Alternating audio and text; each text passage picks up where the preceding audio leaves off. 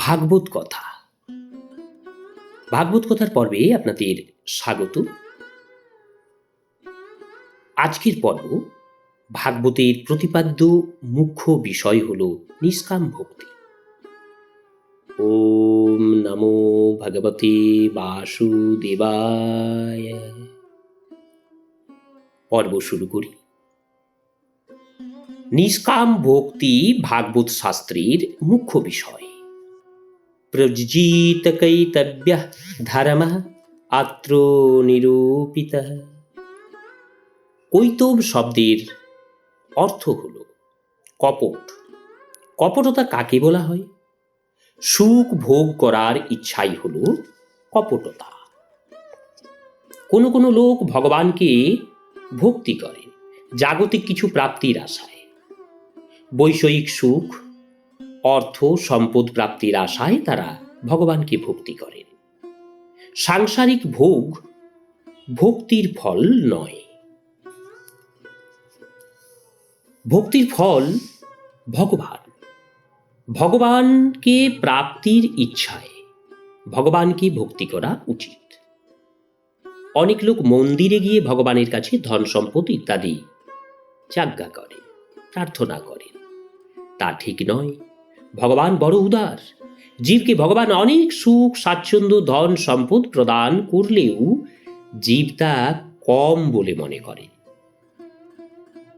ভগবান তো অতি উদার, তিনি কৃপণ নন। অপরের নিকট হতে কিছু প্রাপ্তির আশা করলে প্রেম হ্রাস পায়, আর অপরকে দেবার ইচ্ছা জাগ্রত হলে প্রেম বৃদ্ধি পায়। ভক্তির অর্থ হল ভগবানের সঙ্গে প্রেম করা। যথার্থ ভক্তিতে কিছু প্রাপ্তির ইচ্ছাই হয় না, বরং সর্বস্ব অর্পণের ইচ্ছা জাগ্রত হয়ে থাকে।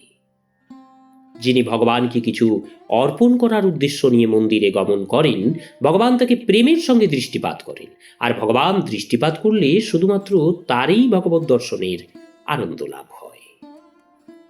মন্দিরে গিয়ে ভগবানকে বলা হলো, তুমি তো আমাকে অনেক দিয়েছ, আমি তা প্রাপ্তির উপযুক্ত নই, আমি তোমার কৃপায় সুখী। হে ভগবান, আজ আমি নিশ্চয় করেছি যে এই চক্ষু আন্তরিক দৃষ্টি তোমাকে আমি অর্পণ করলাম।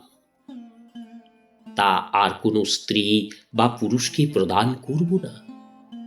মন্দিরে দর্শনের উদ্দেশ্য হওয়া উচিত আন্তরিক দৃষ্টি ভগবানকে অর্পণ করা। কখনো কারো সংশয় হতে পারে এবং বলতে পারেন যে এটা কেমন কথা। দৃষ্টি জগতের উপর তো পতিত হবেই। এর জবাব হলো, সত্যিকারের সন্ত জগৎকে উপেক্ষার দৃষ্টিতে দর্শন করে। দৃষ্টি দু প্রকারের,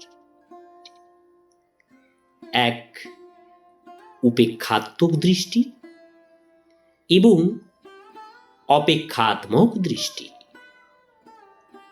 মনে করুন আপনি গৃহের বাইরে কোথাও যাচ্ছেন, তখন রাস্তার পাশে কিছু আবর্জনা দেখতে পেলেন।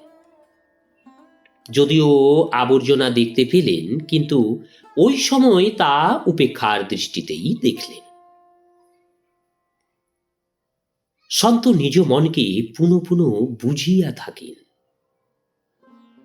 শ্রীকৃষ্ণ বিনা এই জগতে সবেই আবর্জনা সদৃশ। জগৎকে দর্শন করো, তবে তা উপেক্ষা ভাবে দেখো। অর্থাৎ সংসার খুব সুন্দর, এরূপ ভাবনা করে তাতে আসক্ত না হওয়া। কিন্তু সাধারণ মানব জগৎকে অপেক্ষাত্মক দৃষ্টিতে দেখেন, তা ঠিক নয়। ভাবনা রাখা, ভগবান আমাকে দৃষ্টিশক্তি দিয়েছেন, আমি তা ভগবানকে অর্পণ করে দিচ্ছি। রাধে রাধে। আজকের পর্ব এখানেই বিশ্রাম। আসব পরবর্তী পর্ব নিয়ে, পরম ভক্ত সুদামাজির নিষ্কাম ভক্তি। চ্যানেলে যারা নতুন তাদের অনুরোধ জানাবো চ্যানেলটি সাবস্ক্রাইব করে ভাগবত কথার সমস্ত পর্বগুলি শ্রবণ করুন। হরে কৃষ্ণ।